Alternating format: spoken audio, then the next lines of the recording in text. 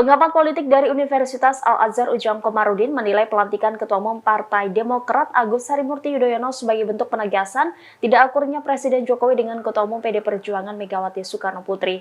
Tidak hanya itu, Jokowi juga dinilai memuluskan transisi pemerintahan Prabowo Gibran hingga menggagalkan hak angket Ganjar soal Pilpres 2024. Demikian disampaikan Ujang saat dihubungi pada Rabu 21 Februari. Ujang menganggap pelantikan AHY oleh Jokowi sebagai Menteri ATR demi memuluskan transisi ke pemerintahan Prabowo Gibran.